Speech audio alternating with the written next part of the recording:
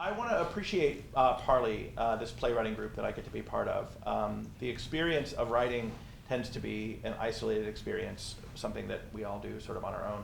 So the chance to have people who give thoughtful and useful and caring feedback to the work makes it collaborative in a way that I really, really love. And then being able to come in and work with the actors that we're working with and with Rebecca as a director, and Nell, who's doing sound, and Celeste, who's doing lights, and Hannah, who did production support, and Elizabeth, who's at the front. And just these are writers. So there's not a professional sound person on sound tonight. These are all the writers that I work with, and they give their time to bring this piece forward. And I feel incredibly lucky to be part of that group of writers, and appreciate all of you coming out. There's no venue for new work like this that I've ever seen. So that's my first thing, is thank you to Parley, and I'm really humbled by the chance to be part of that. The second thing I want to say, I specifically want to give a shout out to my mom, who's not here, but she'll see the video. Hi, Mom. My mom and I had this, yes, big hand for my mom. Very appropriate. She's going to cry when she watches the video at what just happened, but that's okay. It's a good thing. So my mom and I got this really funny conversation about 55 plus retirement communities in Florida, and she lives in a small community in Florida. This play is not based on my mother at all. Please. She's nowhere in the Mom, you are not in the show. Nowhere in the show. But there's so much that felt important to tell about the story of these characters and in this place, and I had a blast writing it, and I am glad you were here, and I hope that you enjoy No Strings Attached. Thank you. No Strings Attached by Brisendine. It's Wednesday in February in a Florida retirement community called Silver Springs. Silver Springs is self-contained with grocery stores, coffee shops, bars, and restaurants all on the property, and residents get around primarily in golf carts. Scene 1, 7 a.m.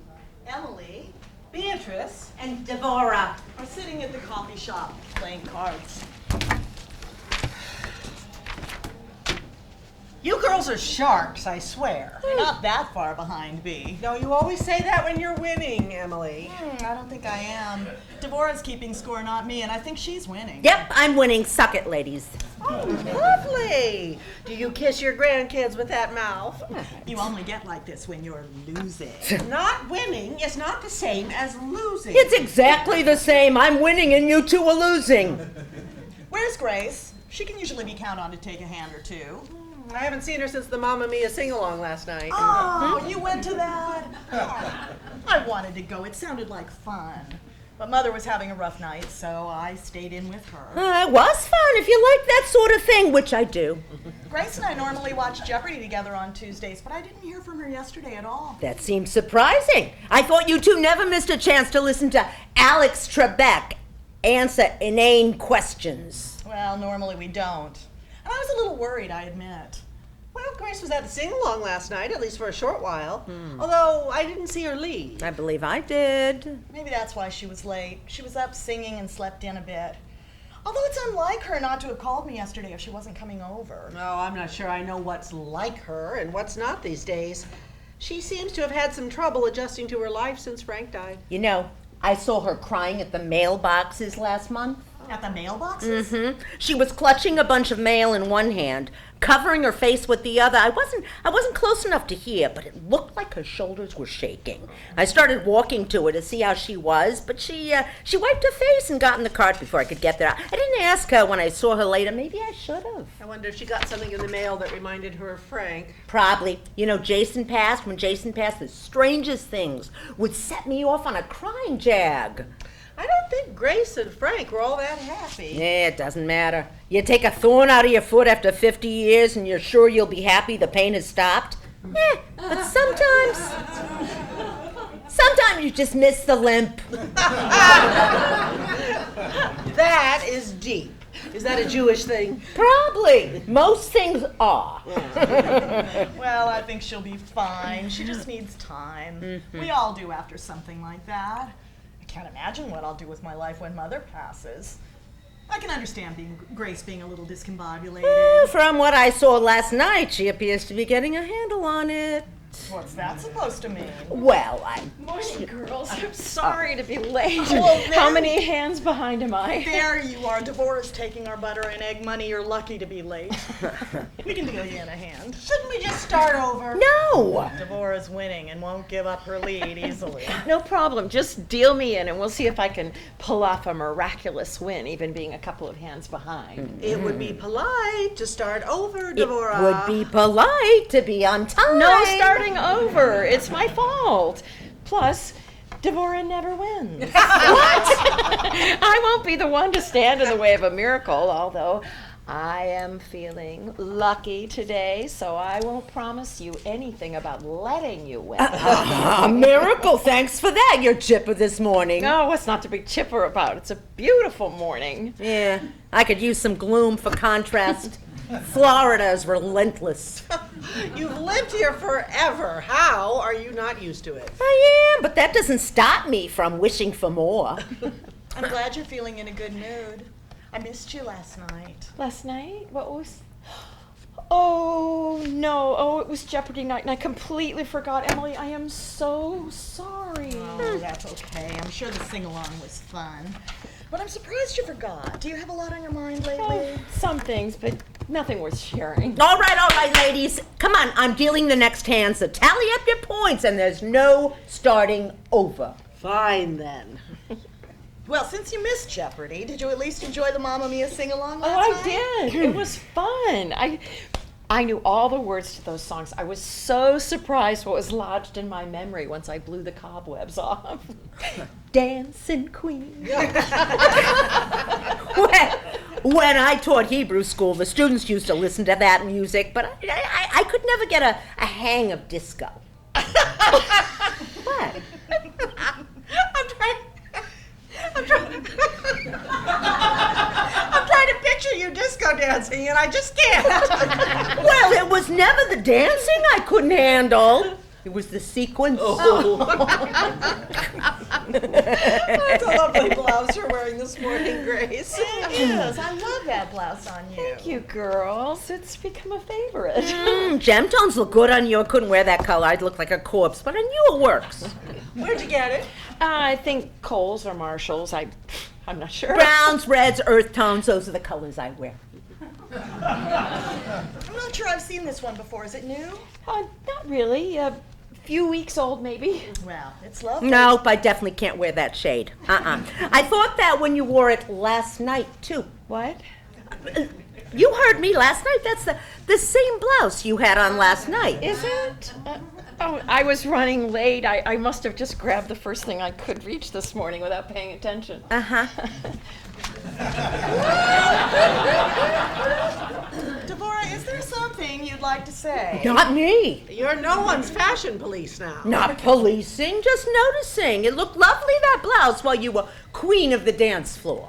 I think the phrase you're looking for is dancing queen. I had a few dances, so what? Well, I had a few dances, too, but I did not have the night you had. Oh, I knew I should have gone to that damn sing-along. What did I miss? Devorah wants me to say that I didn't go home last night. What? You didn't? Good for you! Why are you congratulating her, Grace? What is this about? If you had a date last night, I say it is about time. Frank's been dead long enough. Who was it? I'm not talking about it just yet. No, was it a proper date, or did you just follow someone home? That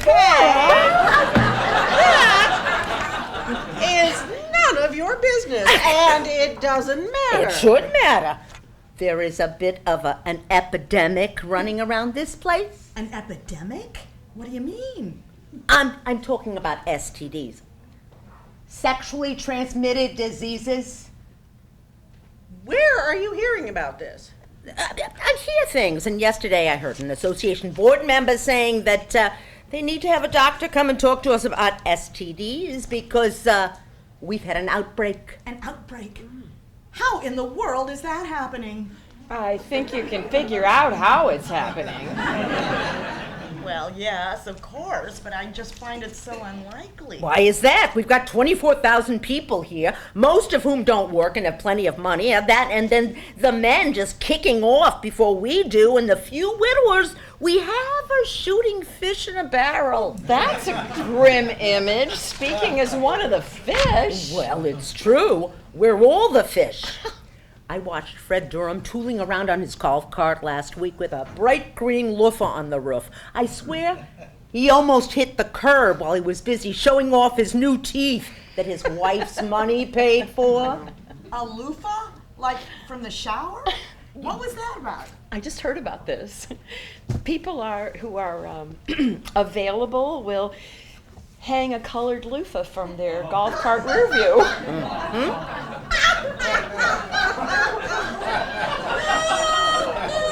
It's the swingers code. So other swingers know that Fred was on the prowl. Oh my, there's a code? Of course there's a code. Half the leering Louis in those golf carts have left their wives at home watching Fox News so they can cruise the streets and ogle women. That's scandalous. Where does one find a bright green loofah? Mine are always sort of tan colored. I heard the clever manager at Walgreens has cornered the market. Mrs. Jorgensen told me that you can't find a neon-colored loofah anywhere south of the Jersey Shore. I can never tell if you're joking or not. I'm probably not. Those loofah cowboys are lecherous trolls, except maybe for that Clint Adams. I like the cut of his jib. Well, I, for one, don't know what you're talking about. I'm too busy to notice all that foolishness. Too busy? I've seen the looks you give Clint. No, I've had enough boyfriends in my life. I'm not buying what Clint Adams is selling. There's a lot of talk about the number of boyfriends you've had in your life. I regret nothing. Yeah. My life has been a blessing. Is that the best use of the word blessing? As one who's been blessed, I can tell you that it is. Repeatedly blessed to hear the stories. People in this community gossip too much. Oh, I don't care. If I had married after John died and then fooled around on my husband, people would gossip less than they do about me remaining single and having fun for a few years. I'll let the gossips have their day. I can recognize jealousy when I see it. I thought John died years ago. He did. Well, okay, a few years, maybe a few decades. I still don't care about the gossips like Mrs. Jorgensen. Grace, where are you hearing about the loofah code? Well, in fact, Mrs. Jorgensen told me about this code. I tell you, it was like seeing a whole new world. Somewhat sordid world, I'd say. Predictable. It doesn't seem sordid at all. Everyone's a consenting adult, and instead of coming on to anyone they meet, these men are just putting a colored loofah on their rear view. It's so civilized. I mean, I've walked around this community for years, and I've never seen this entire other community. I don't know how you could have missed it. All those widows buying up colored loofahs like they were competing for a bouquet at a wedding. Is it just green ones? No, the different colors mean different things.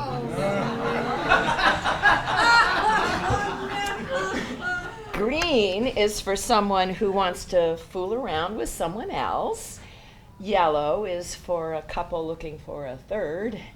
And red is for a couple looking for another couple. I'd have a hard time seeing the yellow in all this bright sun. Well, it does seem like a more contrasting color could have been chosen. Who makes these rules? I'm sure there's no committee. Well, I think people just figure it out. Very democratic. I've also heard a little bit about this NSA sex thing. Have any of you? NSA sex? What is that, some Kama Sutra thing from China? It stands for no strings attached, and it's just sex for fun. What does that mean? It means sex is supposed to be fun. But we tend to be a little prudish and pretend that it's just for making babies. I'm sold. I'll tell you, no one has fallen in love, no one has to make breakfast in the morning, and no raising kids just to get laid. Get laid? Good Lord, it's the 70s again. Grace, who are you talking to about no strings attached sex? Well, I'll admit that Clint Adams caught me leaving the pool house one day, and I asked him about his loofah. Clint Adams. Yes. And it was fun. It was so much fun. We went back to his house and had some lunch and well, spent the afternoon together. And then I went home and had a nice evening by myself. I've run into him a few times since then, and it's quite cordial. Not at all awkward. Mazel tov. Thank you. The thank you goes to the makers of Viagra.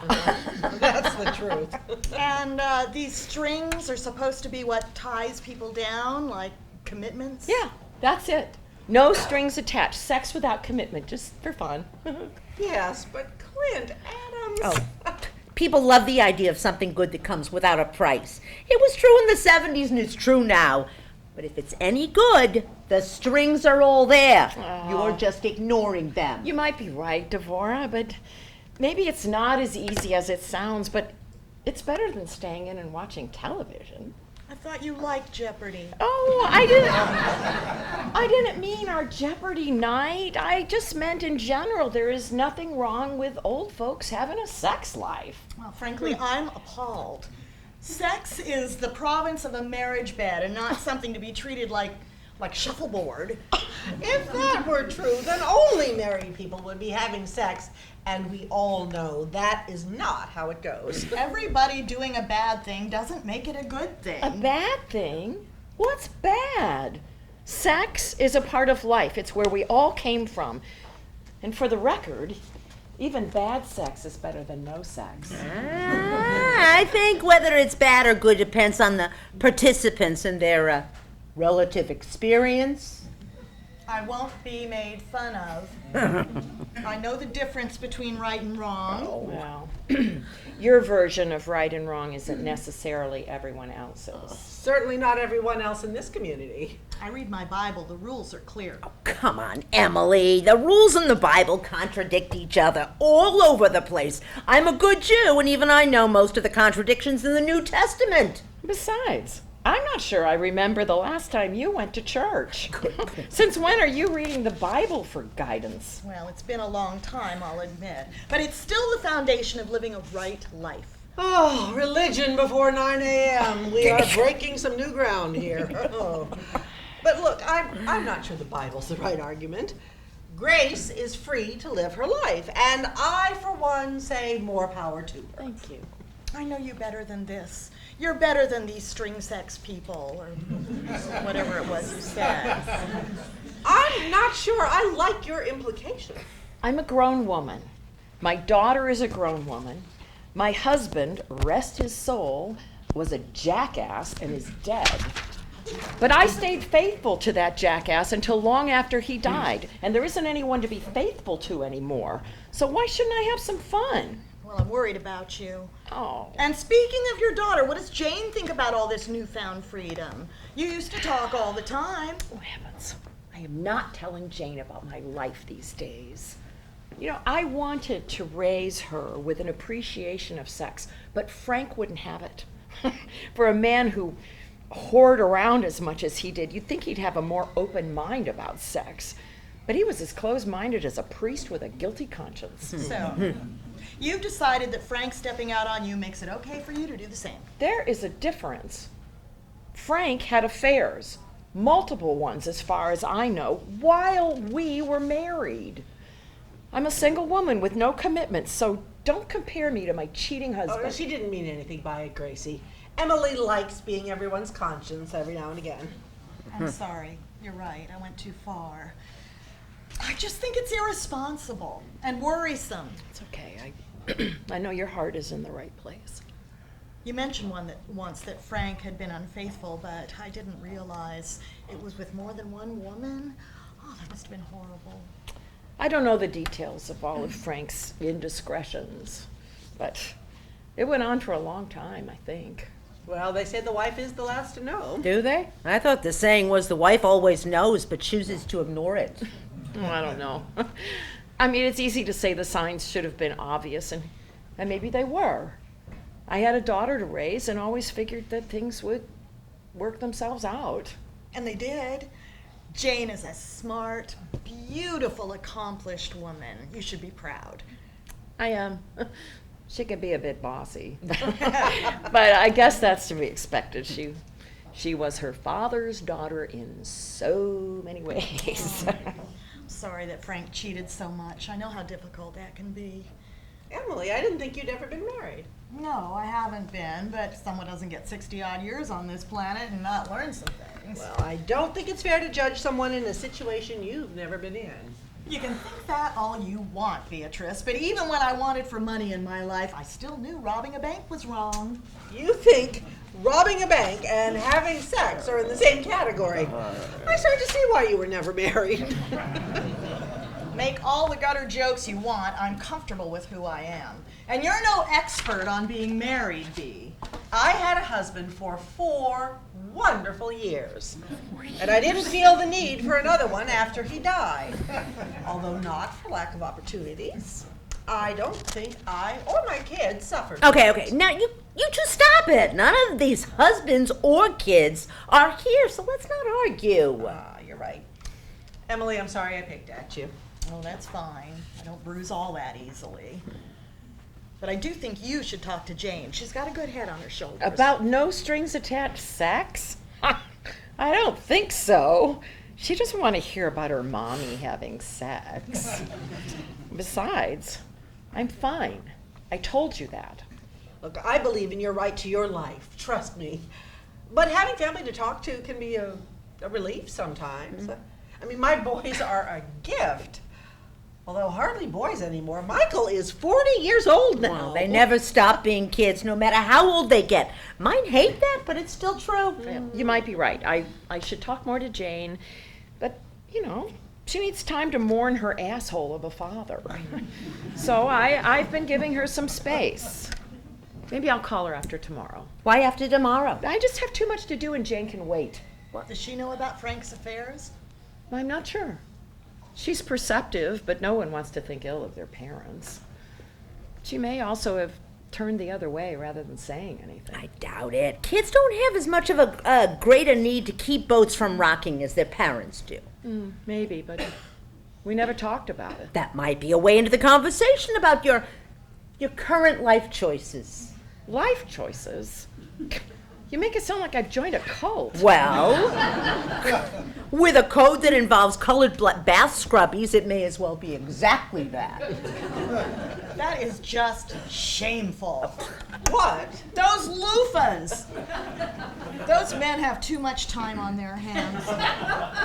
Grace, I hope you're not going to get a loofah for your golf cart. Oh, we could speed things up with the other Adamses. And Grace could do worse than play that game.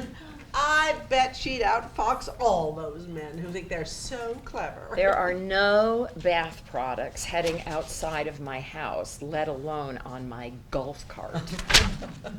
I just don't think it looks right as The all. loofahs? No, that's having relations with no strings. Well, I don't care how it looks. It's my life and nobody's getting hurt. No one that you know about. What is that supposed to mean? Takes two to tango, Grace. Yours isn't the only life in this particular golf cart. I thought you weren't going to put anything in your golf cart. I am tired of this third degree. I gotta go.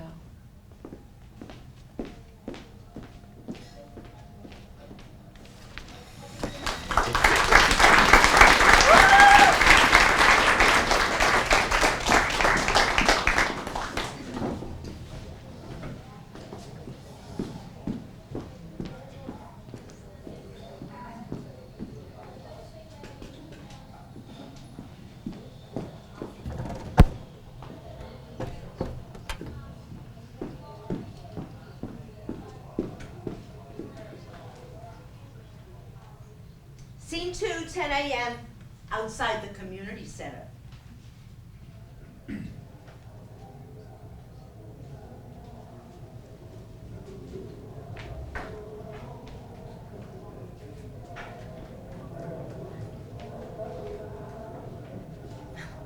Hi. Are you still upset with me from earlier? No. I know you only mean well. Although you could try being a little less harsh. You're right. That's just my way, but that's no excuse. I'll try to be nicer when telling you that you're messing up your life. Well, that's all I could ever ask. What's this talk called, anyway? Don't forget about Alzheimer's.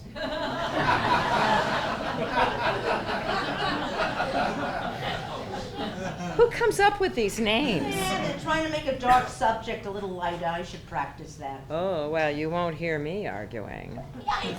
I'm not sure what we can learn here that will make a difference. If I get Alzheimer's, I'm planning to repay my kids for their toddler years. Oh, well, I hope you have it in your will that they can't put you in a home then. Good thinking.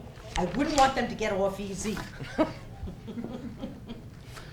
Who's giving the talk? Oh, a Dr. Kaplan from Minnesota who just retired and moved into one of those water view condo units. The ones they just finished? Mm-hmm. I heard they have mold. I heard mold, and I heard ants as well. Oh, I keep hearing it's Florida and everybody has ants. A doctor just buying one of those condos? He mustn't have been very successful. Oh, contraire, mon frere, he secured himself the penthouse. Oh, there's a penthouse? Apparently the whole top floor. I saw him at the shuffleboard finals, and he couldn't stop talking about how much better the view was from the 15th floor than the 14th floor. Typical. And he's some sort of specialist on Alzheimer's? Yeah, he wrote a book and everything. Oh, and why do I suspect it will be for sale? No doubt, apparently he's wanting to make his big splash by showing off a little.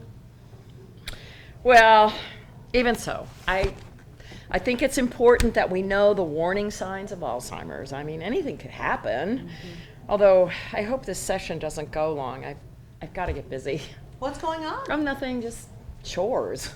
Well, since you mentioned things that aren't fun, I overheard another argument today. You have to stop listening in on people's private conversations. It's not private if I can hear it all the way down the street. It most certainly is. Maybe even more than usual. You're supposed to walk past and pretend you didn't hear anything. Yeah, you can do that if you want. I'm listening. I want to know everything I can about the people in this community. It makes me a better neighbor. And how do you figure that?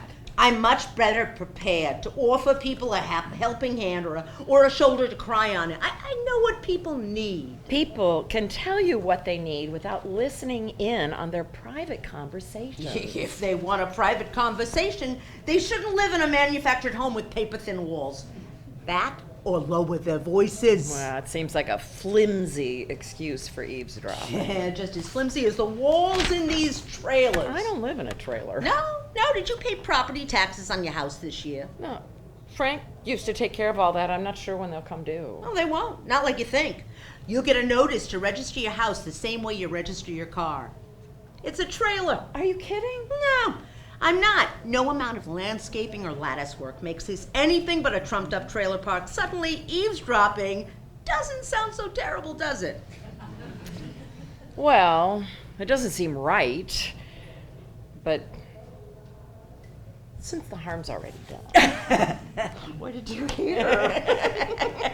Well, I knew you'd want to know. I wasn't able to hear the beginning, but it appears that the Martins are having some marital troubles. Elwood and Eleanor? Oh, how do you know? What did they say? Well, mostly I heard Eleanor, and she was hot. It appears that Elwood has been making himself available to some of the local widows for some, how shall we say, advanced consolation. What exactly did you hear? Anyone's name? No, I didn't, but to hear Eleanor's yelling, Elwood has been keeping company with another woman or two, and people are starting to talk. I gather she found some incriminating evidence when she got back from visiting her kids today. Another woman or two? Uh-huh.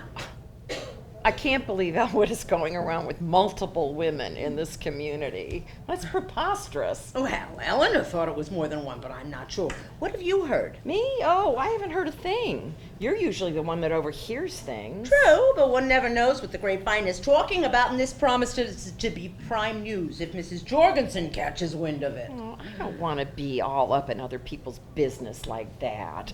It's mean-spirited. Oh, you mean like we are now? No, this is different. We're just worried about them. Of course. It's different for us. What else did you hear? Any specifics? Well, I didn't hear much, although I believe there's a vase that didn't survive the conversation. Oh, I hope it wasn't that pretty blue one. You're familiar with the blue vase in the Martins' house? Of course. I've seen it at their Easter open house. We all have. Of course, that's it. Well, I'm sorry for Elwood and Eleanor. I hope they're able to work it out. I just realized I can't stay for the talk, though. I need to go home. Well, hello and goodbye. I thought you were staying for this Alzheimer's thing. I forgot how much I have to do today. I'm behind on my chores. I need to get going. Isn't forgetting the things, what this Alzheimer's talk is all about? Oh, the good Dr. Kaplan will also have a lot to say about kale, I heard. Oh, well, I still can't bring myself to eat kale. So it would be wasted on me anyway. Bye, girls. Yeah. Devorah, I don't think you should be talking about what you heard about Elwood and Eleanor. We'll see you later. Yeah. Aren't you staying? Oh, no, I gotta go. What's going on with Elwood and Eleanor? What do you think? Oh, Elwood is fooling around. Why, Beatrice, I thought you were above all this grapevine talk. Well, one can't help but hear a comment or two at the mailboxes. I refuse to engage in this gossip. It's not gossip if it's true. I just know what I heard. What did you hear? Are you listening at people's walls I again? most certainly am not. However, I walk down the sidewalk. It's possible I might have my hearing aids turned up. And I heard Eleanor and Elwood fighting, and apparently Elwood hasn't been keeping his Johnson in his pants. Oh, my. Do you have to be so crude? I call it as I hear it. so what? Another man in this den of iniquity is fooling around on his wife. Marriage is overrated anyway. Not just fooling around with Grace. With Grace? How do you know that? Well, as I said, I call it as I hear it, although I didn't mention that part to Grace. I won't believe it. Grace knows better than get involved with a married man. I'm not sure she does. She did go off in quite a hurry when I told her that I had heard Eleanor yelling at Elwood about his affair. What is this? Matlock? You condemned her based on an overheard conversation and not wanting to attend an Alzheimer's workshop. Condemn is your word. Well, I won't believe it until I talk to her. Really, this is too much. So here's the question. If it's true, what do we do? Do. Yes, do. What do we as our friends do for her if she's involved with a married man? Yes, I like this more than all this accusing and talk of condemning. We need to find a way to help. We're speaking of her like she's a mental case. Grace is living her life by her own rules, and she has that right. She's earned it, damn it. Oh, yes, but this, an affair with a married man, that's a road too far. It's not too far. We don't know the circumstances. We don't know what's going on between she and Elwood, if anything, or what's going on with Elwood and Eleanor. Let's not jump to conclusions. Okay, everyone, Dr. Kaplan is ready to get started. Come take your seats. Oh, I'm going in. I want to learn as much as I can before Alzheimer's makes me forget. Hopefully they'll provide notes and note paper so we can write things down for future references. I would like to talk to you more about this if you have time today. I am worried about Grace. Well, I was thinking of going to today's workout in the exercise room. Let's meet there at 2. My doctor told me I need to get more exercise. I'll see you there. Okay, everyone, Dr. Kaplan is ready to get started. Come take your It's my seats. pleasure to be talking with you today. Let's start with the question. By a show of hands, who among you has made a questionable decision ever in their lives? That questionable decision has gotten more common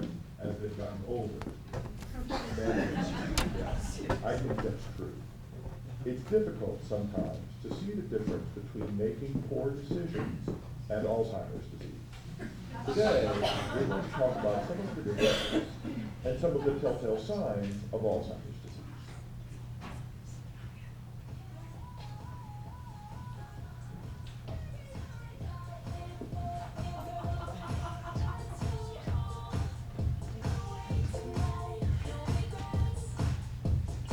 Scene 3, 2 p.m.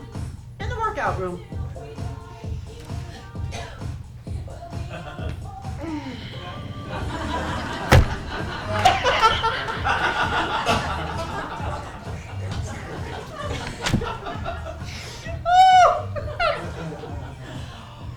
Good heavens, but that's colorful. They're yoga pants. They're what women wear to work out. Yeah, so are my clothes, but the colors in mine exist in nature. They're leopard print they're leopard print, that's from nature. Yeah, and all those colors. Oh, that leopard would have had a hard time sneaking up on a gazelle. They're a little form-fitting. Maybe you could throw on a shawl or something. The girl at Walmart told me that yoga pants are what people are wearing to work out these days, so I got some. Apparently bright colors are all the rage. Yeah, rage would be the word. Is this yoga? Oh, I thought we were here for Pilates. Yoga, Pilates, whatever, I can never tell the difference. One has machines.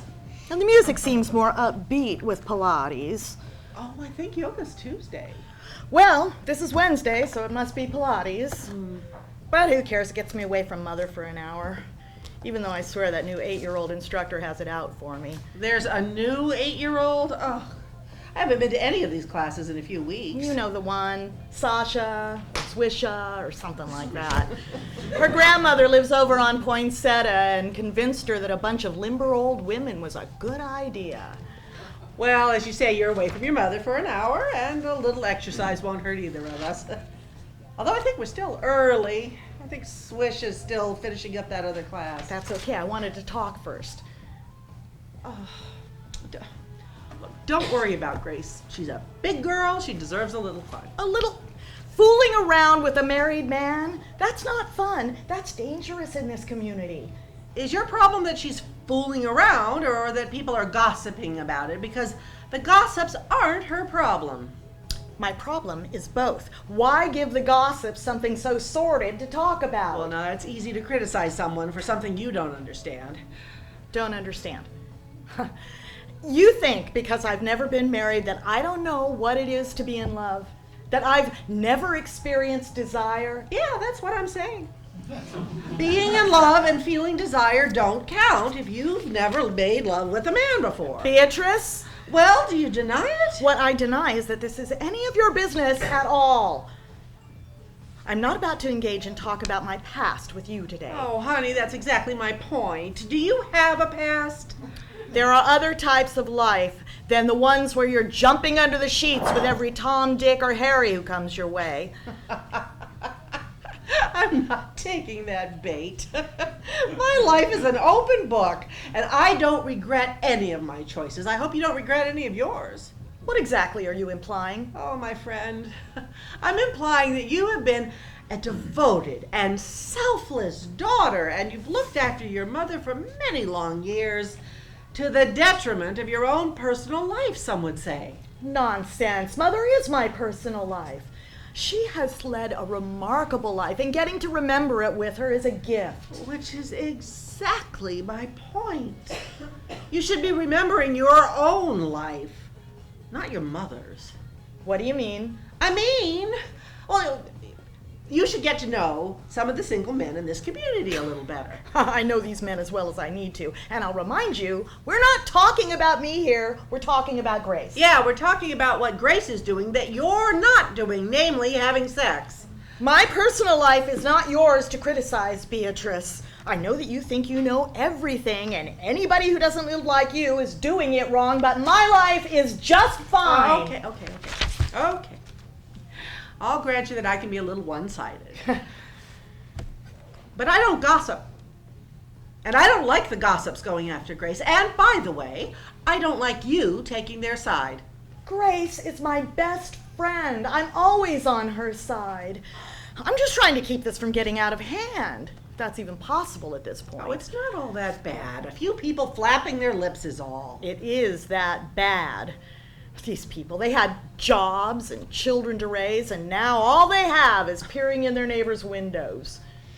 You watch too much CNN. No one in this park can see well enough to be an effective peeping Tom.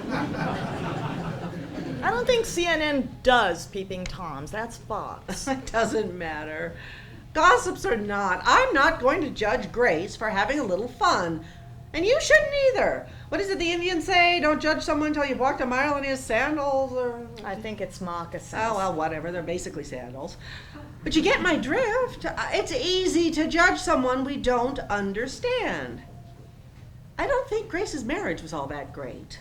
Well, that's her fault, isn't it? If the marriage wasn't that good, she should have gotten out. Simple. Oh, honey. I know it seems simple, but I don't think that you can understand the sacrifices that have to be made in a marriage. Oh, sure, like you know. You were married for 4 years, 50 years ago. That was enough. Grace did what she had to in her marriage, and now she gets to cut loose a little. Heaven knows I did after John died. There are some gossips who say you haven't stopped yet. Well, I haven't, and why should I? We're not long for this earth. Why shouldn't we have a good time? And what about you? What about me? Well, you're still an attractive woman. There are men in this community who would love to date you. There's no need to even talk about sex. I know I'm still attractive. Do you think I've lacked for offers in this community? Or in my life, for that matter? I don't know what to think. Just what I see.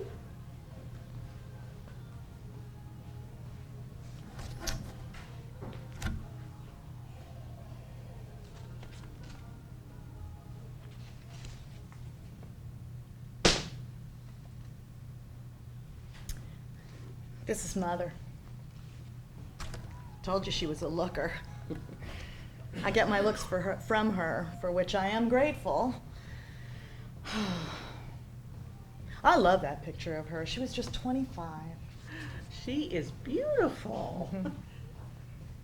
And you favor her. I hadn't seen the similarity before, but if I didn't know it, I would think this was your daughter. Is this your father? Yes. How long has he been gone? What do you mean? Passed away? I just assumed your father had passed away some time ago, leaving you to care for your mother. I'm sure he's dead by now. He was older than Mother. Although I don't really know. I haven't seen him since I was very young. Oh, I'm sorry. I didn't know that he left you two. That must have been hard.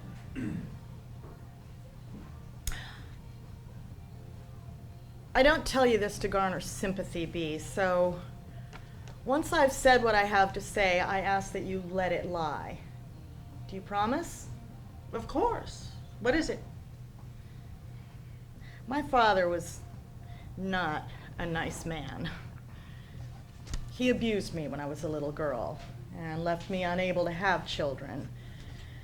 Mother drove him away and took in neighbor's laundry so she could pay the rent and raise me herself. Oh, Emily. No, stop that. I won't have you pitying me. Mother was a laundress long enough to put herself through school to be a nurse so she could provide for us. I was never willing to tell someone why I couldn't give him children, so I stayed with Mother.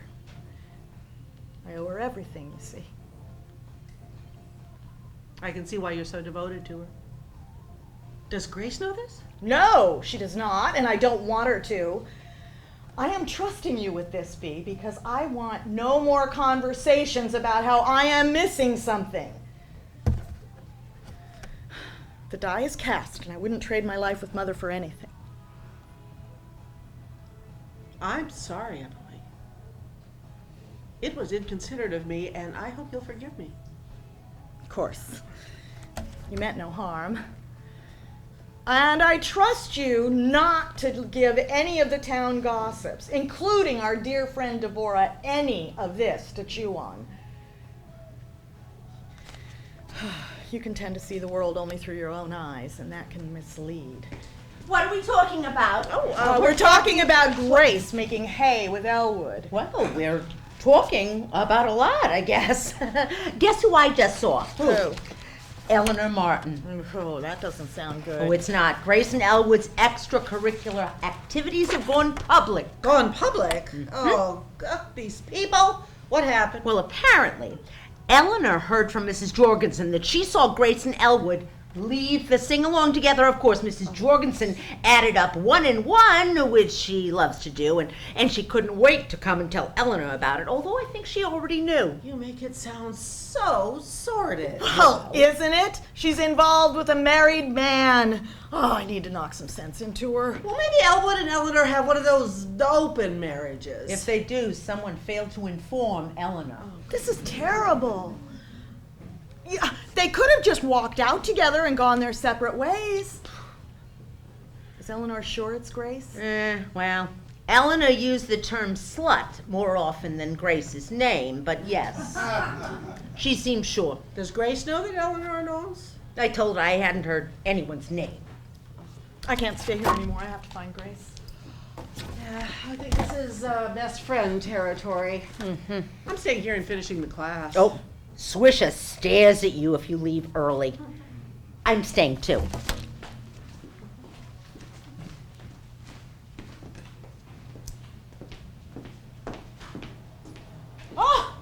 I was just coming to find you. What for? I was just on my way to check my mailbox. I need to talk to you about this disaster. What disaster? Grace, people are talking about you. Gossip about me? Oh, I'm not sure I care. Well, apparently Eleanor does. You spoke with Eleanor? What did she say? No, not me. She spoke to Devorah. It was pretty predictable. She says that you've been, well, having a time with her husband. Grace, is that true? Has this no-strings business gotten you involved with Elwood? I guess it was inevitable. I've gone out and had some fun these past few months with Frank gone. But it's not like that anymore. Elwood and I have fallen in love. I'm not proud of getting involved with a married man, I admit. You know me better than that to think I just fool around like that. Forgive me, but before the love part, isn't fooling around exactly what you were doing? No, Elwood and I have felt a connection for a long time now. We didn't act on it out of respect for Eleanor and for Frank when he was alive, but then, I don't know, something just clicked this past month, and it's wonderful. What happened to all your talk about no strings and such? No strings attached, isn't that what you said? Sexual liberation or some such nonsense? This sounds like a garden variety affair to me, and you're just the other woman. I have to say, it sounds much like what you were doing, what Frank was doing to you. Oh, that is a low blow. Well, isn't it the same? No. Eleanor's commitment and Elwood's commitment, that's their responsibility, not mine. I never blamed the women Frank was involved with. My anger was only for him. Well, that seems a little like splitting hairs. Aren't we all responsible for each other? At least a little bit? It seems too convenient to turn a blind eye because your name isn't on the marriage license. That's enough. I don't know how it happened. I can't explain it, and I don't think I need to you or to anyone. Not even to Eleanor? There are lines, boundaries that should not be crossed. Grace, I'm sorry, but I can't support this. Well, you won't have to for long. We're leaving. You're what? Leaving. Today. Elwood and Eleanor are fighting because he's leaving her, and we're starting our life together. Have you lost your mind? I'm sure it looks that way, but no. I think I have finally found it. I love Elwood, and he loves me, and we're going to be together. Where are you going to go? Elwood has gotten a lease on a little house over in Charlotte Acres for us. You're moving away? Grace, I can't believe this. What will happen to Eleanor? Elwood is working that out. They'll split their assets, I'm sure, but that is all down the road. For today, What I can say is that I am leaving with him, and tonight, and you can't tell anyone, Emily. No one. I'm serious. The gossips will have plenty to talk about once we're gone. But believe it or not, I care about Eleanor, and I don't want her hurt any more than necessary. What about me? You've got your mother to keep you busy, don't you? Yes, but what I want is our Jeopardy nights and our coffee with the girls. This affair with Elwood is a terrible idea. No, it's not, Emily. Except for my daughter, it's the best thing that's happened to me in my life. I'm happier than I ever imagined I could be, and truly, my dear, I think I've discovered joy for the first time. I think you're deluded. This won't end well, Grace. Leaving is a terrible idea. Oh, it breaks my heart to leave you. Our friendship has been so precious to me. But Charlotte Acres is only an hour away, and when the dust settles, I'll come visit. Of course, we can visit. I'm sorry. I have to continue packing. Promise me you won't tell anyone? Not even Devorah and Bee? I know they want what's best for me, but I think a quiet departure is what's best. I don't think anything can be best in this situation. But I promise. Thank you, my dear friend. Okay, I gotta go.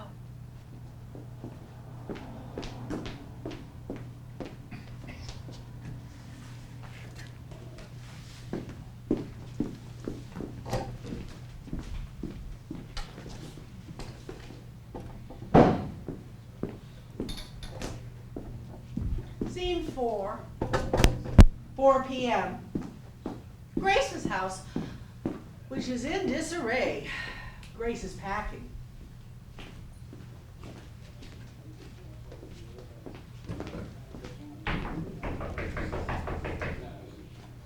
Who is it? It's Devorah. I need to talk to you. Okay, I've got a lot to do. Can I call you tomorrow? I thought you weren't going to be here tomorrow.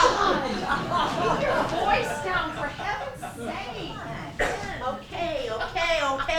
I don't think anybody heard me, but they won't matter in a few hours. How did you hear about that? I told you I hear things. I'm gonna kill Emily. I didn't hear anything from her. I don't think you have an appreciation for how news travels in this trailer park. Do you think you're the only one who knows about this plan? I am the only one. Except for Elwood and Eleanor. Oh, whoa, yeah. Oh, Is Eleanor talking? can you blame her? Oh, I suppose not.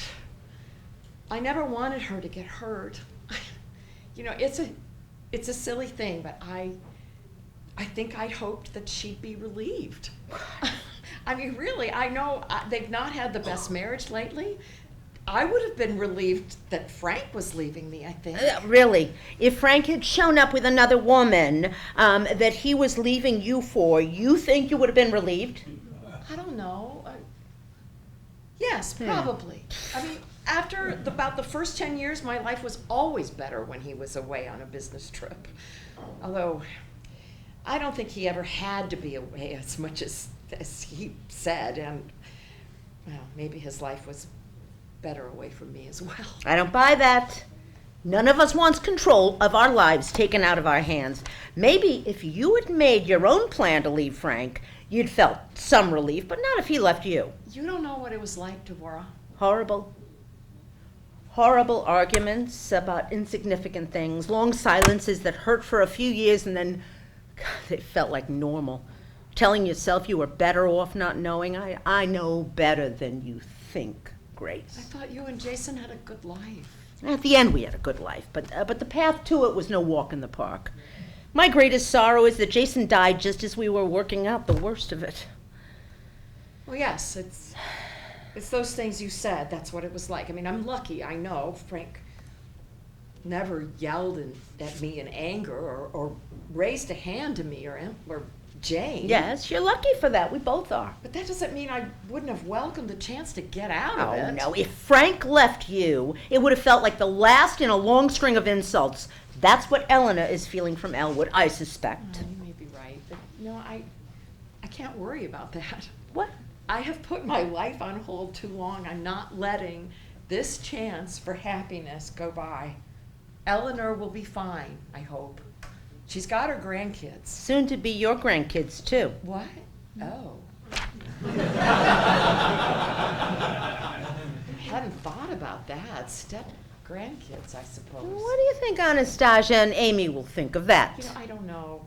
I'm not thinking about any of the grandkids just now. There's time to work all that out later. I think Eleanor's thinking about it. Well, she'll work it out. She'll see. I'm sure it eventually will, but she's not letting go easily. Oh, good heavens.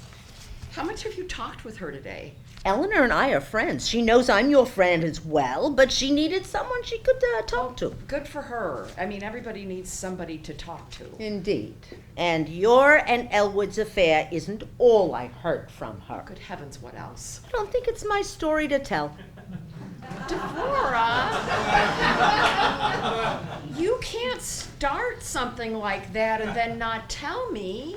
Spill it. Well, apparently Elwood has seen his doctor.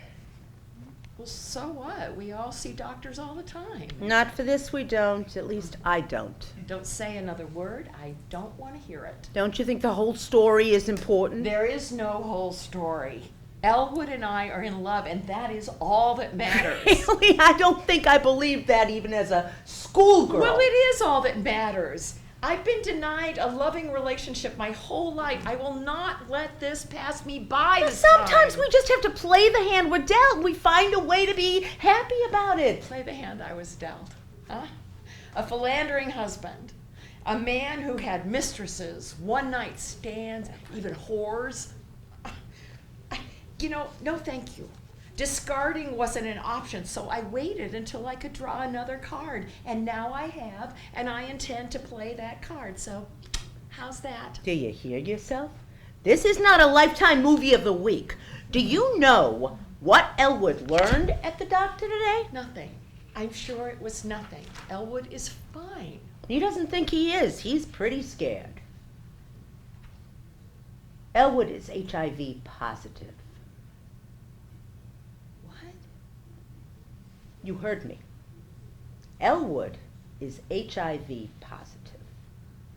Elwood does not have AIDS. Oh, you're too much of a gossip, Devorah. Don't you say that. I didn't say AIDS. I said HIV. It's a virus that causes AIDS. I know, you know what HIV is. I watch the news too, but I don't believe it. It's certainly easier not to believe me, but I don't think Eleanor would lie about this. Eleanor told you about this? Oh. And how does she know? Elwood's doctor would have kept that private. How do you know she's not just making that up to bring a wedge between Elwood and me? She didn't tell me about Elwood's HIV infection first. She told me about her own. Eleanor is HIV positive? Yes. She wasn't feeling well while she was visiting her kids, so she saw her gay son's doctor, who apparently checks HIV as a standard test. Oh, I don't know.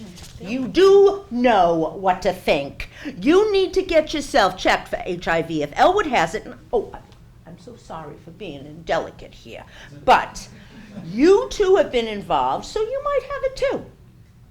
You probably got it from Eleanor, don't you think? I mean, I wonder where she got it. I hear it can be caught from blood transfusions. Grace, I can't believe I'm hearing this. It must be it. I mean, she saw a gay doctor, and the gays are the ones who are getting HIV. I'm not sure they didn't cause it somehow. You know, it was really confusing back in the 90s. You know that's not true. It was the monkeys that started it, they think, or something like that. I don't know. It came from somewhere. Eleanor got it from somewhere and gave it to Elwood. Unless Elwood gave it to her. Oh, that's ridiculous. Elwood hasn't been fooling around. How do you know? He was willing enough to step out on his marriage with you, and And probably you are not the first. Oh, I won't hear this. This is not as sordid as some trashy novel with betrayals and diseases. Grace, you need to see your doctor. Stop saying There that. is a good chance you're infected, unless that is you've been using condoms. I don't like this talk. I can't believe it. You should get used to it if you're going to have an open sex life. No, of course, we did not use anything like that. Why should we need to? No one was getting pregnant. And besides, who cares?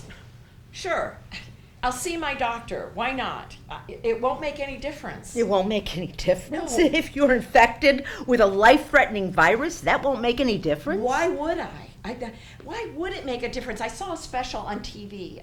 People with HIV are living normal lives. They just take a pill or some pills. I can't remember, a cocktail, I think I heard them say. Yes, and people take pills to keep from getting diseases. This particular disease is one I suspect you don't want. So maybe I'll have to take some pills. So what? I take a fistful of pills every day for things that killed my grandparents. We all do.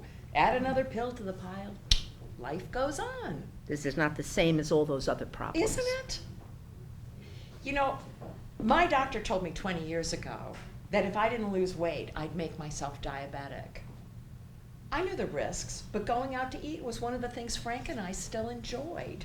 So I made poor decisions when I knew better, and lucky me, forgiveness came in the form of a tiny white pill. A few too many slices of pie isn't the same as contracting a sexually transmitted disease. I think it is. We're so prudish. I mean, for most people, sex is part of life, and frankly, if people had more sex instead of having more pie, maybe we wouldn't have so many fat people. Do you realize people die from this? Really? I mean, those pills aren't a cure. Of course people die. We're all going to die. Isn't that why we're here? To live out our last days separated from the rest of the world so our children won't have to watch us expire? Well, I'm here for the weather and the all-you-can-eat buffets. And to get in as many years as I can. I thought you were being serious. I don't know, I am. I make the best jokes at the worst times. I'm not joking now. Please get yourself checked. Okay, maybe after we get settled in Charlotte Acres. I mean, I've got an appointment next week for a checkup. Oh, that reminds me. I've got to remember to get a new doctor over there. Somewhere around here I've got a notepad with things I've got to do when I get settled. I'll get a new doctor, although I think I can keep my same dentist because he's just about halfway between here and I don't think you should wait, Grace. I really don't. I think maybe you should head over to the clinic and think about whether today is the best day to leave with Elwood, given this new information. No, I won't wait. I told you. I've got packing to do, and Elwood and I are leaving. This is terrible news, and I'm sorry for Eleanor, but this doesn't change anything. I think you need to go so I can pack. Only for Eleanor? What do you mean? You're only sorry for Eleanor, not Elwood. Elwood and I are going to be fine. I'll help him with the new pills. I'm sure I'll be helping him with whatever pills he's already taking. This will be easy. I wish I could talk some sense into you. Well, I don't need your help. Be a friend to Eleanor after today. That's where you're needed. Scene 5 p.m. by the pool in the shade. I need to talk with you. Hold on, I'm almost done here. What are you doing? Hold on. Beatrice, I need to talk with you. Fine. I was failing pretty miserably anyway. What were you doing? Oh, the art magazine has a quiz this month. Is your smartphone smarter than you? Huh? How'd you do? I'm not sure.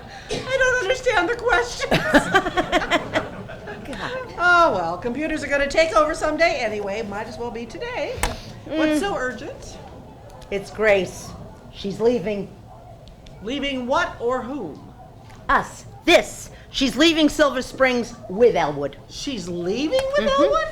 When did this happen? Apparently some time ago. The two of them have been planning, and today's the day. She's leaving today? Yeah, they've got a house in Charlotte Acres. Elwood's breaking the news to Eleanor right now. Charlotte Acres? Isn't that the place that had that alligator on the golf course last month?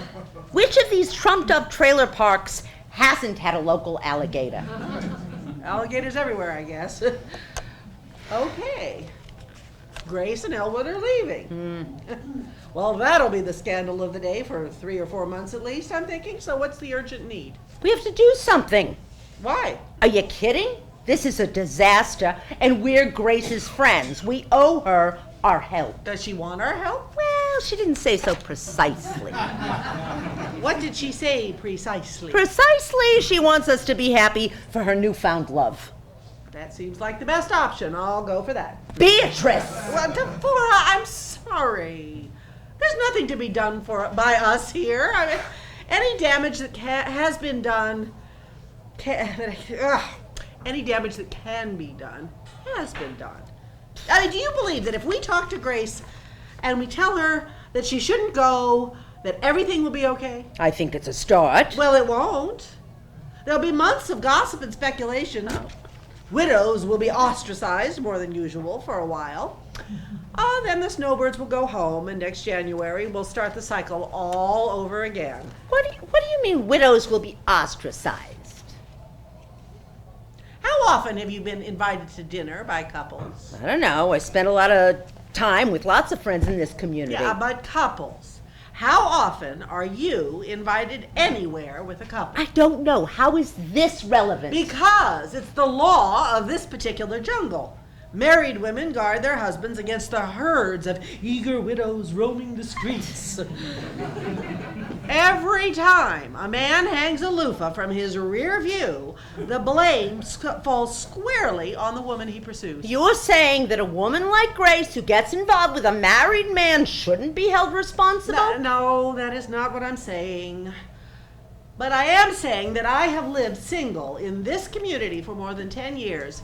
And women like Eleanor Martin conveniently ignore the loofah hanging from their own husband's rear view, but they can't be bothered to give me the time of day. So I'm reluctant to go far out of my way to preserve their sacred marriages. Beatrice. Think about it. How often did we see Grace before Frank died? Well, we saw Grace all the time before Frank died. Compared to now? She has more time on her hands now. That's why we see her more. I know what I know. And it's not because she has more time on her hands. I love Grace dearly, but when Frank was alive, she avoided single people as much as any other couple does. I'm not sure. Well, I am. The couples in this community treat single women either like outcasts or predators. I'm frankly a little happy to see their perfect lives turned over a little. Oh, don't get me wrong. I don't wish ill will on Eleanor or Elwood, but they've not gone out of their way to worry about me. Yes, I can see how couples stick together, but Beatrice, that was the case long before I moved here. Jason and I had single friends, but our lives, I don't know, they just, they fit better with friends who were married. It wasn't that I feared my single woman friends being around Jason. Yeah, maybe not then. But as we get nearer to the grave, I think we cling closer to the things we can't take with us. Like Eleanor holding on to her useless husband. Okay, don't do it for Eleanor. Do it for Grace. I told you, Grace is fine. She and Elwood will work it out, or they won't. I'll be here for her either way, but I won't stop her from living her life. There are extenuating circumstances here, and I don't think we can ignore. Such as what? Such as Elwood being HIV positive and infecting Eleanor with HIV as well. What? Oh, that's terrible. How do you know this? I spoke with Eleanor, and she told me. Damn it. Well, this does change things. What about Grace? That's what I'm talking about. Grace refuses to get herself checked out. Well, she should have herself checked. That does seem important. Yes, it's important. More important than choosing to go off with Elwood when he's just found out his own HIV status, and Grace doesn't know hers. And Eleanor, too. Yes, Eleanor said she tested positive, Oh, too. goddamn Elwood for not being more responsible. There will hopefully be time to be angry with Elwood later, but right now, how do we get Grace to postpone this decision? Okay, fine. I agree that something should be done, but I think it's out of our hands at this point. Not much I can do. Grace listens to you. She respects you, and you didn't jump all over her for wearing the same blouse like Emily and I did. You can convince her to wait. But wait for what? I mean, convince her to wait so she can get herself tested for HIV while Eleanor and Elwood remain in their house together but separated? Yes, that's exactly it. Who cares what the Martins do while Grace is finding out whether she has a life-threatening infection? Shouldn't her health take precedence over everything? I don't know. Should it? Beatrice Stewart, have you lost your mind? What is more important than her health? Well, what about her happiness? Oh, good heavens, you too in your pursuit of happiness. Well, why shouldn't Grace be happy? And Elwood, for that matter. I mean, why shouldn't Elwood be happy? What good is health if we're miserable? You're talking about Emily now. No, I'm not talking about Emily. I'm talking about all of It us. bothers you that Emily hasn't had a husband or a family. Yes, I have been critical of Emily. But maybe she has the life she's supposed to have. What the heck does that mean? It means that maybe there's no difference between thinking you're happy and being happy. I mean, Emily believes she's happy with her life, so who am I to tell her she's missing something? Yeah, this is a turnaround. Since when are you okay with Emily missing out on the kind of robust sex life you've had? Let's not be mean, Devorah. I have not been so judgmental as all that. I just call it as I hear it, and I've heard you go after Emily's chastity like a terrier after a rat. Well, sometimes even old terriers can learn a new lesson. And it makes me think that maybe Grace's happiness is hers. And it's not for us to judge how she gets there. Well, that's just 21st century thinking. Huh? Yeah, everyone gets to define their own happiness. Is that it? Yes, I think so. I mean, it's for all of us to find our path. And what's Eleanor's path? If she's the one you're giving advice to, do you tell her that this is Elwood's path and there isn't anything she can do? Well, that complicates it a little, I suppose. You suppose? I understand everyone gets to have their own path of happiness, but there are other people to consider. Right now, Grace is ignoring anyone else's life in favor of her own. I don't even see her too worried about Elwood's diagnosis. So what can we do? I mean, they're leaving today, aren't they? Elwood and Eleanor are splitting up and Grace is packing. I don't see what we can do. Well, what we can do is talk some sense into Grace. Get her to wait until she talks to a doctor. Not just about her own status, but what it means to be involved with someone who has HIV, even if she doesn't. All right. I'm not sure she'll listen, but I'm willing to try. Oh, good.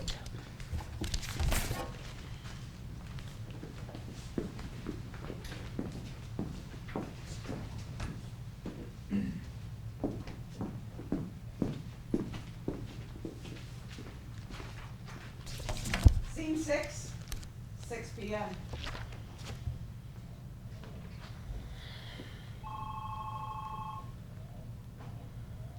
Hello? Jane, this is Beatrice Stewart. Hi, Mrs. Stewart. Is everything okay? Oh, please call me B, dear. Look, things have heated up here for sure. Your mother is planning to leave today. Leaving? Where is she going? Well, apparently she and Elwood have plans to elope together. And I know you're on your way here already, but I wanted you to be ready for what you're walking into. Hell, I appreciate the heads up, B. Have you talked to her? Is there any point in trying to talk some sense into her? No, I'm afraid all of us have talked to her today, but your mom has dug her heels in. I know that side of her. I think I actually inherited that from her. Well, that's not always a bad thing. But I think your mom has grown tired of her friends trying to talk her out of this. I can appreciate that. You've all done so much for her. Well, we love your mom. Worrying about her is literally the least we can do. I wish we could convince her to abandon this crazy plan. All of this seems so out of character for her. I don't know what to think. Yeah. Well, there's something more that you should know. Mr. Martin, Elwood, that is, he's turned up HIV positive. Now, our focus today has been to get your mom to get herself checked out in case she's caught it. Isn't all that great in the car? Did you say that Mr. Martin found out that he's HIV positive? Yes, dear. That's right. It's a horrible thing for the Martins. And I'm just worried your mom won't get herself checked out. I appreciate your help so much, Mrs. Stewart. I have a few more calls to make, I think. Okay. Well, now don't get yourself all upset while you're driving. Be sure to pull over. Now, that's what they keep telling us. I definitely will. I'm in Georgia now, and I expect to be in Silver Springs at about 11 p.m. tonight. My best advice is not to try to talk to Mom anymore and try to convince her not to do this. We can all help best by being a united front. I agree, dear. I'm sorry for it, but I think we've done all we can at this point. Thank you for everything, Mrs. Stewart. I'll see you in a few hours.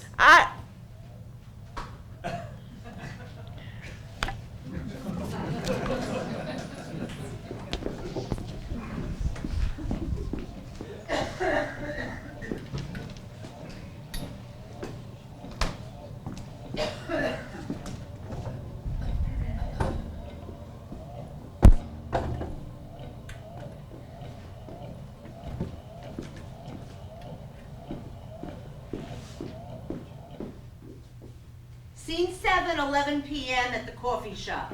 The stores have long since closed and the streets are empty.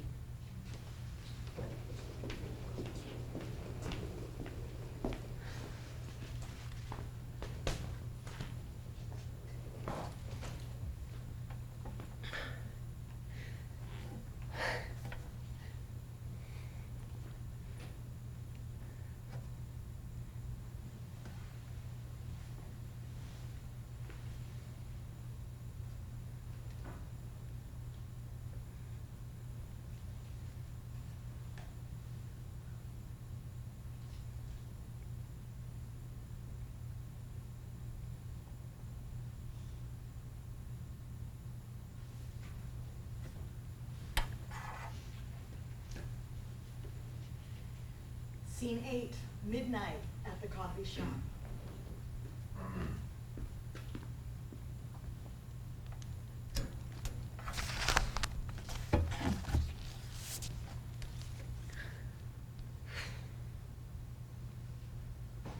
I'm a fool. No. Yes, I am. You try to tell me. You had hope. There are worse things. Yes, and it certainly turned out well. When was he supposed to be here? An hour ago.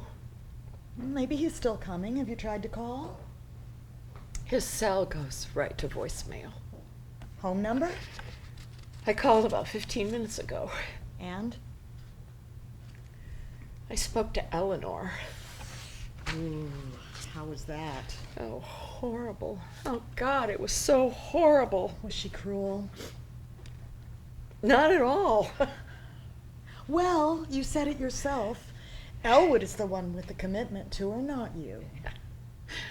I did say that, didn't I? Oh, boy. That was certainly convenient. How so? As long as I didn't have to think too much about Eleanor, she was a complication that didn't exist. Listen to me.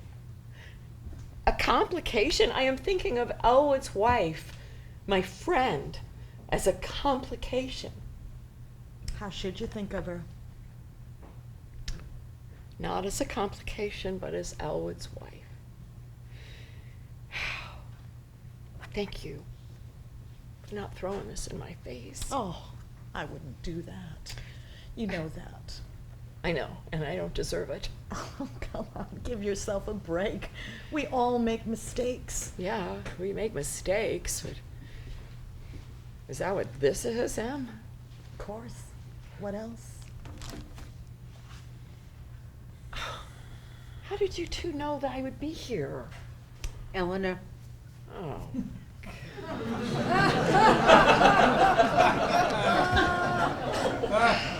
Honey, how are you? I'm fine. I'll be fine. Oh, hell, I don't know. When was he supposed to be here? 11. did you call him? Eleanor answered the phone. Why? You're not responsible for her anger. Well, not entirely.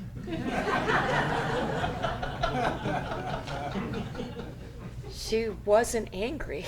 How is that possible? I'm not sure. I was ready for anger. I had my defenses all worked up. What did she say? She laughed at me. She what? Has she gone a little, off? No, Eleanor hasn't lost it. Has she, Grace? No. What are you two talking about? This wasn't the first time. For what? I feel like this is Grace's story to tell. Honey? Well, this wasn't the first time Elwood has fallen in love and made plans to leave Eleanor for another woman. Are you kidding? As it turns out, no. According to Eleanor, as he's gotten older, it's apparently gotten worse. This is something that gets worse? This falling in love with other women and then dumping them? It is for Elwood. He flirts, has secret trysts, makes plans to leave, and then confesses everything to Eleanor, begging forgiveness. And she forgives him. So far. How many times are we talking about here? I'm lucky number 7. 7 times? 7 times he has cheated on his wife, led another woman to believe he was running away with her, and then confessed everything to his wife so he could stay with her? B, I am beginning to see what I'm missing out by not being there. He didn't lead me on. I did this. Being caught in the lies of a con man is nothing to be ashamed of. I barely had to lie. I wanted it so badly to believe that this was real, that I would have told myself the lie if he hadn't. I mean, maybe I did. Oh, there are worse things than to hope for love. No, yeah, and Emily said the same thing. Smart woman. You should listen to her. What will you do now? Is spontaneous combustion an option? Probably not, but I understand the desire for it. Then I have no idea. Mom, here you are. I've been waiting at your house for an hour. Jane, what in the world are you doing here? I am trying to find out what the hell is going on. Why haven't you answered my calls? Did you call? Oh, I can't work that darn phone. I'm sorry I missed your call, sweetheart. I just took a magazine quiz about how our phones are smarter than us. It's true. That's right. Mom, I've been leaving you messages for 3 months. Well, I've been grieving. I needed some space. I figured you needed space, so I just left messages. I wish you had listened to them. What did they say? That I loved you, that I miss Dad, and I wanted to talk to you about it, that I needed my mom. I'm sorry. I looked on Facebook and I knew you were okay. I mean, busy as usual. I mean, I could see everything was fine. You seemed to be handling your grief pretty well. Because my life looked okay on Facebook. That's not the place I'm going to look to for support, Mom. But I'm lucky I have Mark and the girls, so it's not me we're talking about here. I've been fine. It's been an adjustment, but I have good friends here, and I'm sorry you worried and felt you should drive all the way here, but right now is a bad moment. So, can we talk tomorrow? I assume you're settled into the guest room. I can be home shortly. Did you know that you missed Anastasia's birthday last week? Did I? Oh, Janie, I'm so sorry. I thought it was next month. God, I'm not getting many things right these days, am I? I hope that's not why you came all the way here. Did you bring the girls with you? No, they're at home with Mark. I didn't have time to organize a big visit, so I drove alone. Oh, that is too far to drive in one day. Where did you stop? In Georgia? Mom, I am not going to talk about the drive. What the hell is going on? I'm living my life, Jane.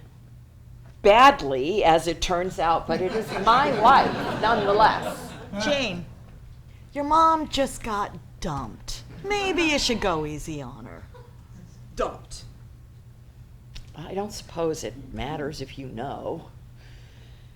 I was supposed to leave Silver Springs tonight with Elwood Martin. Not surprised. I spoke with Mrs. Martin yesterday. Eleanor Martin called you? How did she get your number? I mentioned she looked it up online or something. I met her and Mr. Martin at my dad's funeral. A phone call from Eleanor Martin made you drive from Michigan to Florida? I spoke with Mrs. Martin, and yes, her phone call caused sufficient alarm to get me on the road. Mother, do you want to explain your concerns to your friends? Not sure what you think you know, but I will not be scolded by you. Jane, everything is in control. Let's call it a night, shall we? That is not what Mrs. Martin said. I'm offended that you are in my personal space like this. Elwood told me just yesterday that he loved me. I am not sure what to think about what's happening, but I believe that Elwood loves me still. Oh, Grace, you can't still believe that Elwood is coming. No, I don't think so, but I won't have this become a story of a love-struck widow and a crazy old man. No one thinks that. Some people will.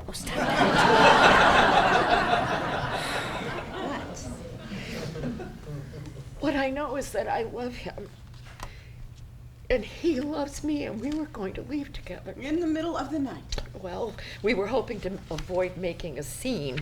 As it turns out, I made one anyway. It could be argued the scene's been played out all day. I don't think that's helping. Your mom made the horrible, horrible mistake of falling in love. We should all make similar mistakes. Thank you. Everyone, it's the middle of the night. We should just all go home, and this will look much less dire in the morning. Jane's been driving all day, and I'm sure she's exhausted. We're just trying to help you. Well, you can help in the morning. Let's go home, honey. Actually, we're leaving, Mom. What? Right now, you and I are leaving. We're staying in a hotel a few miles away, and then we're going to get an early start. You're crazy. I am not going anywhere. Mr. Martin is HIV positive. Did you know that? Jane, that is private information, and you shouldn't be talking about it publicly. I can't believe Elwood told you that. It wasn't Mr. Martin who told me. It was Beatrice. She thought I should know what I was getting myself into. Have you been talking behind my back? Look, we only had your health and your best interests in mind. Grace, I felt we had to do something, and I thought Jane should know. You knew Jane was coming? I did. I'm sorry. I'm worried about you. Well, this is just fine. You're thousands of miles away talking with my friends and neighbors to make decisions about my life. My conversations with B and Mrs. Martin are more concerning to you than having a sexually transmitted disease and an affair with Mr. I'm Martin. sorry, but I'm not sure why you think it's important that everyone here know my personal business. I didn't raise you that way. No, you didn't. You and Dad raised me to take responsibility for my actions, so it is no wonder I am looking for you to do the same. Yes, you're responsible father. Your perfect father who was screwing anything he could get his hands on. Dad wasn't faithful. I'm sorry. That's shameful, Mom. But I know he loved you. And I know he loved Mary Ellen. For more than 20 years, whatever else he did, he loved her too. Who? Mary Ellen, the other woman Dad was in love with. You know about her? You met her? I have met her. I spent time with her. I like her. I've also met her son, my brother. half brother, I guess. So what? She's a better mother than me? Is that what you No, I don't think she's saying that. Of course not. Mary Ellen is very nice, but she is not my mom. She is not who I needed to talk to about my dad's death. After we buried him, he betrayed you, and I am so sorry about that, but he was my dad, and I miss him. Well, of course you do. But right now, we need to get on the road. Glad you're packed. Let's go. I'm not going anywhere, Jane. Go home. I want you to go home. Not without you. Now, Jane, I mean, maybe this is a little hasty. I mean, this is Grace's home now, and we're looking out for her. I appreciate all of you being such good friends of my mother's, but I am afraid she hasn't been honest with you. Or with Mr. Martin, which is more important. What does she mean? It doesn't matter. It's no one's business. I'm not standing here for this. I'm going home. You haven't been taking calls from Dr. Craig's office? Patricia from Dr. Craig's office called because she couldn't find you. It's my private business. I'll have that quack's license. That quack was your friend and your doctor for more than 30 years. I don't care. Patricia has crossed the line. I will sue her. She said the pharmacy has been mailing your prescriptions every month for the past 6 months, but now 3 months ago, they started being returned after someone wrote refused on them. Patricia thought you must have moved and forgotten to tell them. It's none of her business. She's a terrible busybody and thinks she can just muck about at other people's business. She had the right address. Why have you been sending back your medication? What medication? I thought you got all your medications from your doctor here. I do. I was getting a vitamin pill from Dr. Craig, and when I didn't need it anymore, I stopped accepting the packages. It wasn't a vitamin. It's a medication called Truvada. Mother, do you want to tell your friends, these women who have looked out for you and defended you? Jane, this is starting to feel a little bit like a witch hunt. Why are you hounding your mother like this? Yes, Jane. This is unseemly. I insist that we go home and deal with all of this in the morning. What if the Martins learn everything and decide to press charges? Is that possible? It might be. God, don't recommend you wait until the morning to find out. What you've done might be against the law. This is so ominous sounding. What are we talking about? Nothing. Nothing at all. We'll work it out in the morning. Jane, let's go. Girls, I'll call you from the hotel in the morning. Okay, yeah. What's What the hell was all of that? I have no idea. All of a sudden, Jane was talking about the law? Did you hear the name of that medication? What? Well, the medication Grace was refusing. Did you hear the name? Oh, it was something started with True? Oh, I thought so. Truvada. What is this medication? You know it? What's it for? It's a treatment for HIV infection.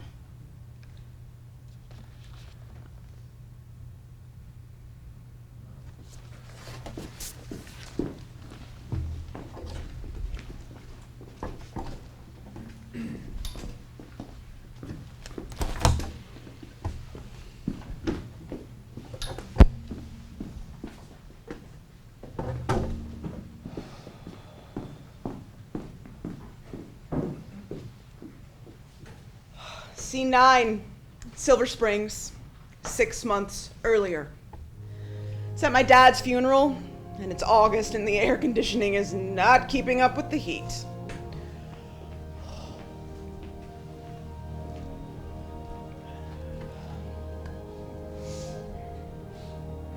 How you doing, Mom? I'm fine, honey. Thanks for checking on me. I'll be fine. Can't believe how strong you're being for everyone. It's just like you, Mom, looking out for everyone else. Well, that's what a mother does, I guess. Where have you been? I was talking with one of your neighbors, Mr. Martin, I think? Elwood. Yeah. He and his wife have been good to me these past weeks since your father got sick. His wife said hello while Mr. Martin and I were talking. I don't remember her name. Eleanor? Yeah, she makes a mean lasagna. It has cottage cheese in it instead of the other Italian one, you know. She says it's the same as cottage cheese, and it's so much cheaper. She gets it off brand. Quite a lasagna. Cheesy, but not too cheesy. It's ricotta. What, dear? The cheese that's supposed to go in lasagna is ricotta, and I'm sure it tastes much better than cottage cheese. Of course, dear. Oh, hell. I'm sorry. Don't mean to pick at you today of all days. It's okay, sweetheart. You're a good girl. And I'm glad you're here. I know getting time off work is difficult, and your job is important. It's not like I would miss my dad's funeral, Mother. Of course not, Jane.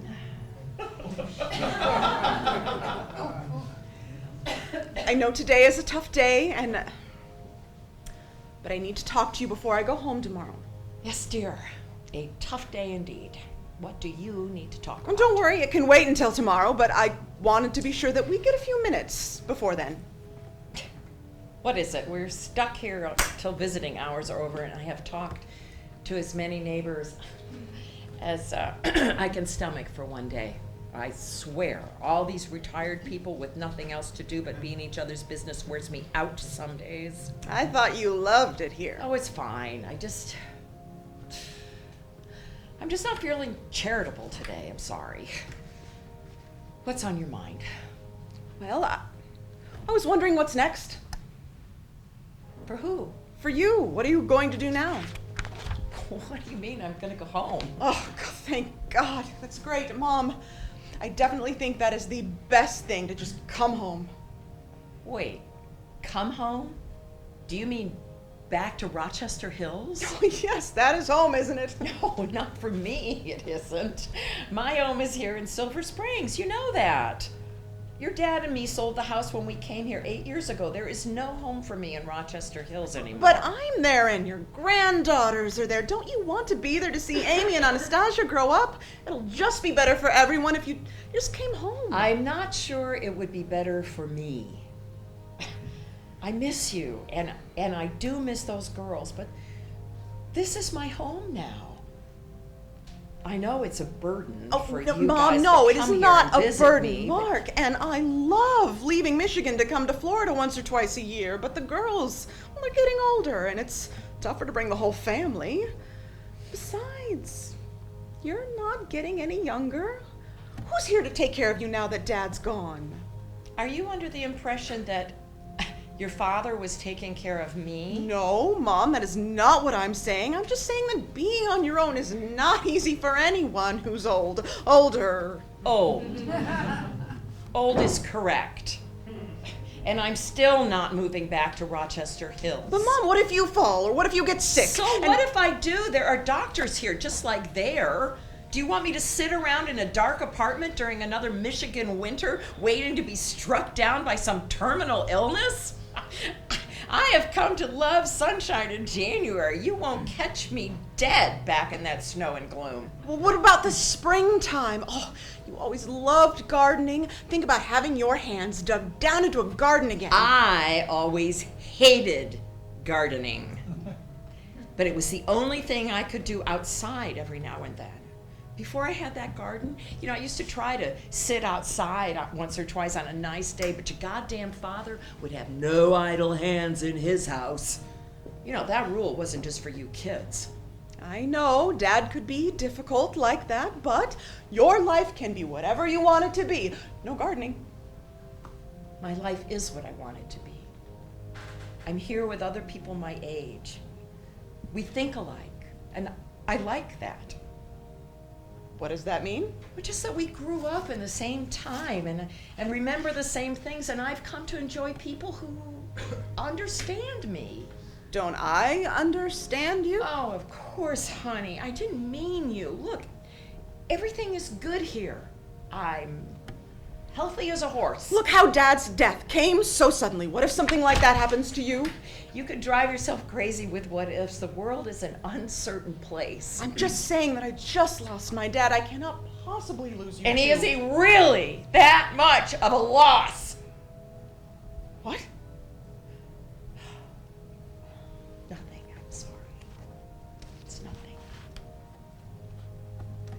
Dr. Craig told me that being angry with someone whose past is to be expected even under normal circumstances. Is Dr. Craig here? I haven't seen him since I was a kid. He and Patricia were here earlier. I think they've left. He's retired, and he insisted on coming to the hospital when your father was admitted after the heart attack. Daddy was admitted. I'm sorry, Mom. I thought you said he died suddenly. He was in a coma, and they admitted him, and he didn't wake up, so it's all the same. I wish I had been able to see him before he died. He wasn't the dad you knew. You're better with the memories that you had instead of those in the last couple of days. Are these not normal circumstances? What? You said, Dr. Craig said being angry was normal under normal Oh, I circumstances. don't know what I was talking about. I go through waves of anger for your dad. Is that why you said he wasn't much of a loss? Probably. I don't know, sweetheart. There's a lot to process. Can imagine. God, no, I can't. I can't even imagine what it's like to process living alone after all this time. Oh. You know, it isn't bad. Just your father and I didn't have the easiest relationship. You must know that. Oh, I know. It didn't get any easier after we moved here. He and I both had our separate friends, although we did things with other couples. I don't mean to imply that we were strangers to each other. I mean, after so much time, there's a comfort. Yeah. There's a comfort to being together. And I'll miss that. I miss that already. But I'm looking forward to some time alone. I won't lie. I'm sorry, Mom. I'm sorry I wasn't more of a shoulder for you. It's okay. It never affected how we felt about you. It just affected how we treated each other. Mom. Oh my God, Mom, did Dad hit you? No. Oh, for heaven's sakes, he wasn't around enough for that. Well, that's not really reassuring. Well, I guess I'm glad things never got to that level.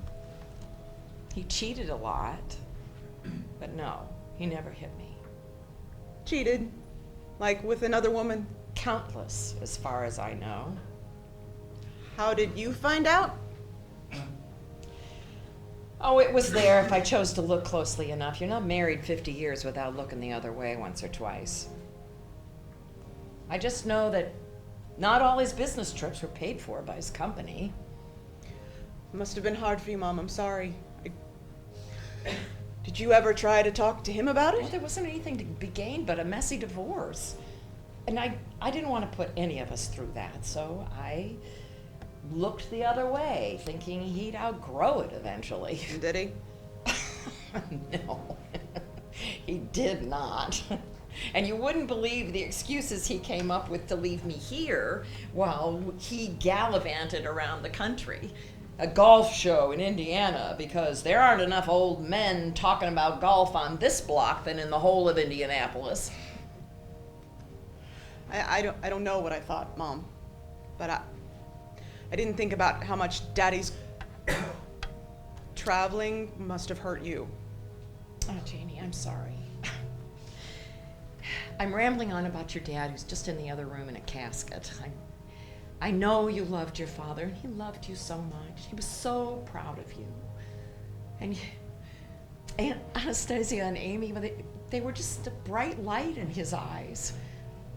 Please forget what I said. Today should be about remembering the good things. It's okay, Mom. I know. Oh, I knew Daddy pretty well. As you say, it was tough not to notice some things. But he was a good dad, and I miss him.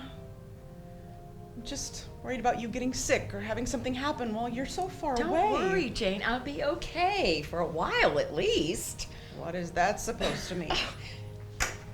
I wasn't going to tell you this, but I've talked about his affairs, and It seems like maybe you knew your dad better than I thought.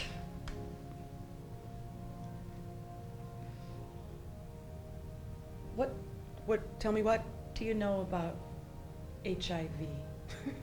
What? HIV, the human immunodeficiency virus, the virus that causes AIDS. What do you know? I mean, I only ask because I've been doing a lot of reading lately. Why have you been reading about AIDS? God. It's nothing a daughter should have to find out at her father's funeral. I don't know why I'm so angry.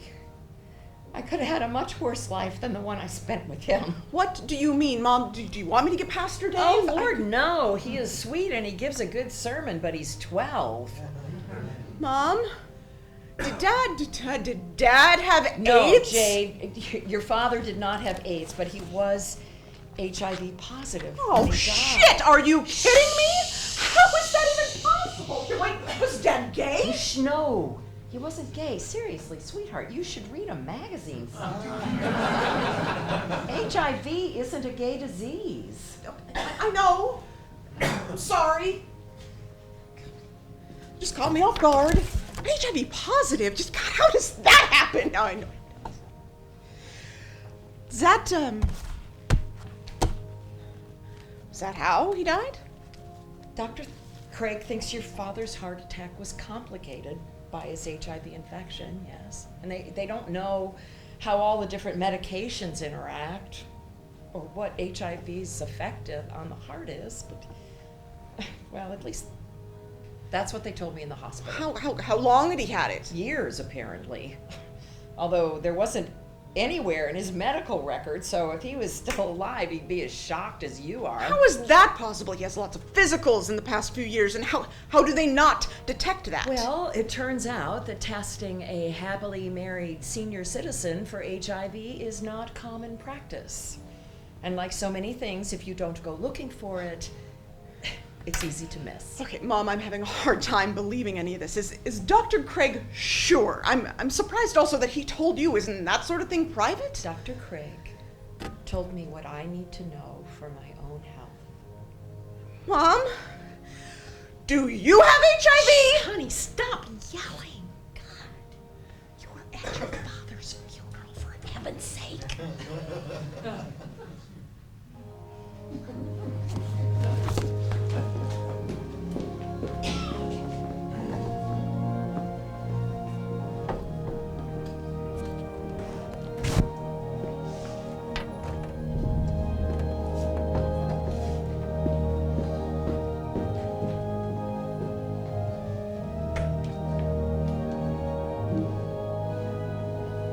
Scene 10, present day, the morning after Grace and Jane have left.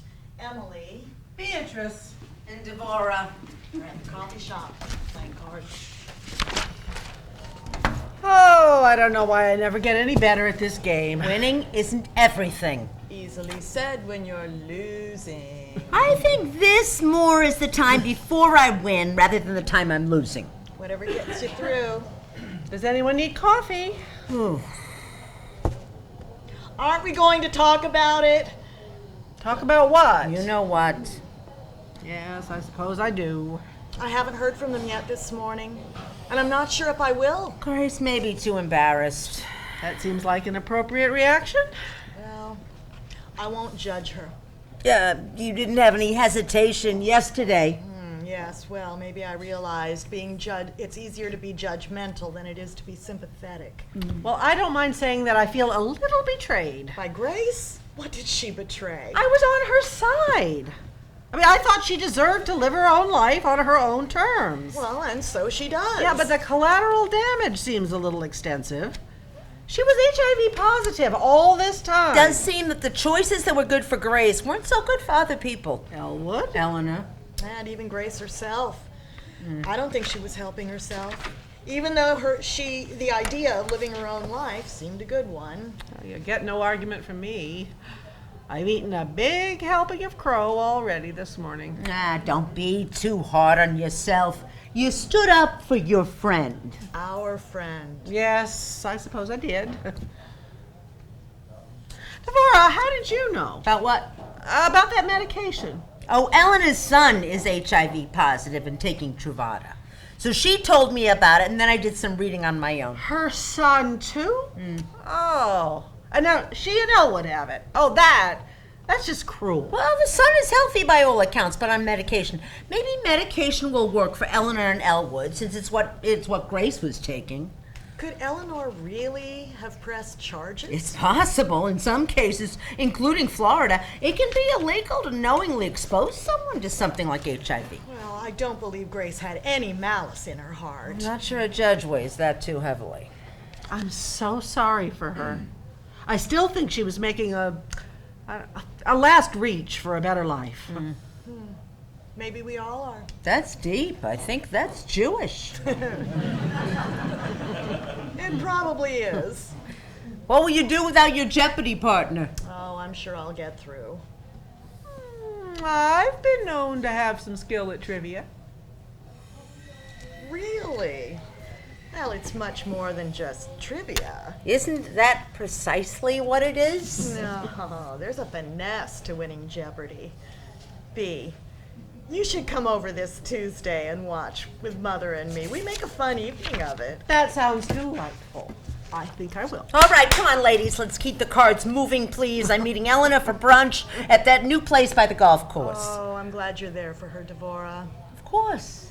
I mean, we gotta look out for each other, don't we?